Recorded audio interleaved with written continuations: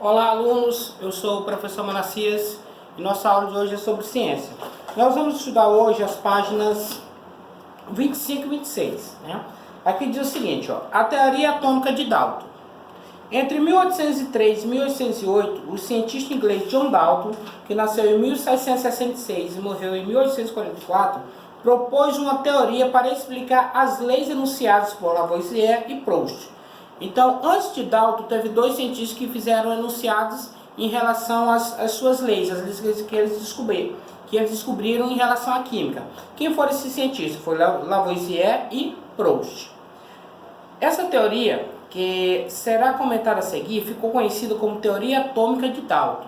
Então, a teoria atômica de Dalton veio para complementar o conhecimento de Lavoisier e o conhecimento de Proust. A palavra átomo vem do grego e significa indivisível.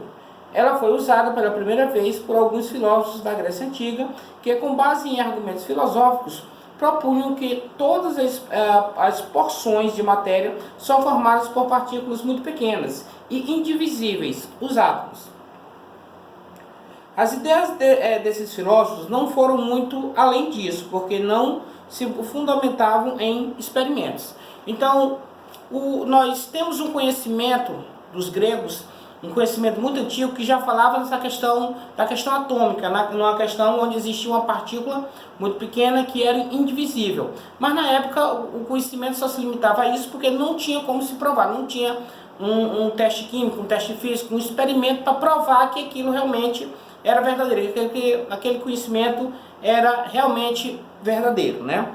Aí que diz o seguinte: Dalton, ao contrário, baseou-se nos resultados de experimentos feitos por ele e por outros cientistas que o entenderam, entre eles Lavoisier e Proust. Alguns pontos da sua teoria são. Então, veja bem, Dalton, ele baseou todas as suas teorias em experimentos científicos. Então, para que ele pudesse, divulgar o seu conhecimento, divulgar essa descoberta, ele tinha que provar que aquele conhecimento realmente era verdadeiro. Aqui diz, dentre os pontos da teoria de Dalton, baseado em teorias de Proust e de Lavoisier, nós temos o seguinte: todas as substâncias são formadas por átomos, ponto. Então, tudo que existe é formado por átomos, tá certo? Mesmo que esteja em estado líquido, gasoso ou sólido, é átomo. Os átomos em um mesmo elemento químico são iguais em suas características. Por exemplo, tamanho e massa. Então, por exemplo, você tem os átomos do oxigênio. O oxigênio, mesmo que ele esteja sozinho ou esteja compondo uma outra substância, ele ainda assim ele vai ter a mesma massa e o mesmo peso, né? As mesmas proporções. Aqui, os átomos dos diferentes elementos químicos são diferentes entre si. Por exemplo, possuem massas diferentes. Por exemplo, quando eu cito, por exemplo, a fórmula da água, que é H2O, hidrogênio e oxigênio. O oxigênio, ele tem sua própria massa, seu próprio peso, e o hidrogênio também tem sua própria massa, seu próprio peso. Quando a gente estiver fazendo desenhos aqui, vocês vão observar que a gente vai ver que eles têm proporções diferentes, porque eles são diferentes realmente. As substâncias compostas, também chamadas de compostos químicos, ou simplesmente compostos, são formados por átomos de dois ou mais elementos químicos diferentes, que se combinam sempre numa mesma proporção. Vou fazer um desenho aqui bem prático, rapidinho aqui para vocês. Por exemplo, a fórmula da água, nós temos aqui, que é uma que a gente mais utiliza, H2O. O que é que significa? Que você tem dois átomos de hidrogênio, né, ligados a um átomo de oxigênio.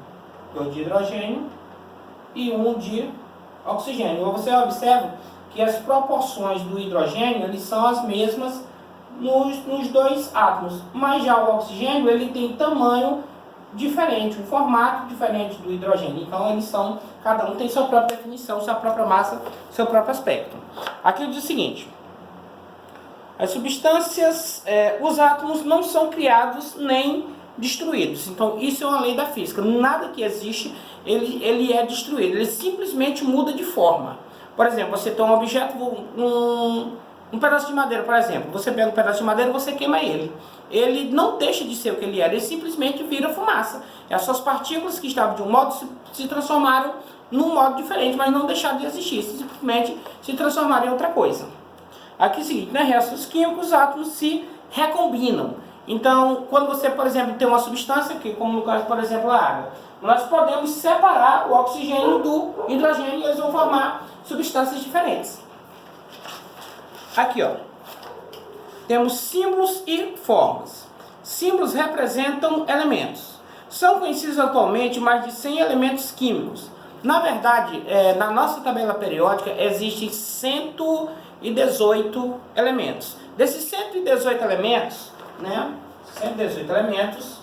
92 são naturais, 92 deles são naturais. Portanto, os que sobrarem são artificiais. Como assim artificiais? Eles foram criados pela ação do homem. Então, de 8 tira 2 fica 6, de 11 tira 9 fica 2. Então, 118 elementos, 92 naturais, 26 elementos artificiais. Essa é a composição dos elementos da tabela periódica. Cada um deles tem um nome e um símbolo diferente. Então, para cada elemento, um nome e um símbolo próprio, com características próprias. Os símbolos dos elementos são formados por uma ou duas letras. A primeira é sempre maiúscula, a segunda, no caso, caso exista, é sempre minúscula. Mas por que isso acontece? Por exemplo, você tem um elemento químico, ele é representado por uma única letra maiúscula, Como, por exemplo, aqui o carbono. Ele é representado apenas pela letra C. Aí você tem um outro elemento que no caso é o cloro. O cloro, ele já tem o seu símbolo é Cl. Mas por que isso acontece? Porque os símbolos que foram descobertos primeiro, eles foram descobertos e colocados apenas uma letra. Quando se descobriu um outro elemento que tinha a mesma inicial, houve a necessidade de botar uma letra maiúscula e uma letra minúscula para diferenciar ele do elemento que já existia.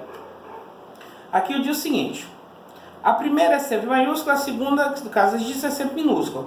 O símbolo de um elemento vem de uma ou duas letras tiradas de seu nome em latim ou grego. Por causa disso, nem todos os símbolos têm essa relação lógica com o nome do elemento em português. Por exemplo, temos um elemento que ele é em português, mas quando você vai ver o símbolo dele, não tem nada a ver. Como, por exemplo, aqui o mercúrio. O mercúrio começa com N, mas o seu símbolo químico é Hg. Então não tem nada a ver, mas tem origem no grego e no latim. Essa sigla tem origem no latim, então no grego. Por isso que ela é dessa forma. Fórmulas representam... antes da gente passar para fórmulas representam substâncias, vamos ver aqui alguns símbolos de alguns elementos químicos. Por exemplo, o alumínio é Al, o bromo é Br, o cálcio é Ca, o carbono é C, o cloro é Cl, o cobre é Cu, o crômio Cr, o enxofre S, o ferro Fe, o flúor F, o fósforo P, hidrogênio H, iodo I, magnésio Mg, manganês Mn, mercúrio Hg, níquel Ni, nitrogênio N, aí nós temos o ouro é Au, o oxigênio é O, a platina é Pt, o potássio é K e a prata Ag e o sódio Na. Então aqui dá para você ter uma ideia de mais ou menos como é que acontece, Alguns fazem sentido, o símbolo faz sentido com o nome, E outros não faz sentido, porque a palavra original vem do latim ou do grego. Fórmulas representam substâncias. Todas as substâncias são formadas por átomos. As substâncias simples são formadas por átomos de um único elemento.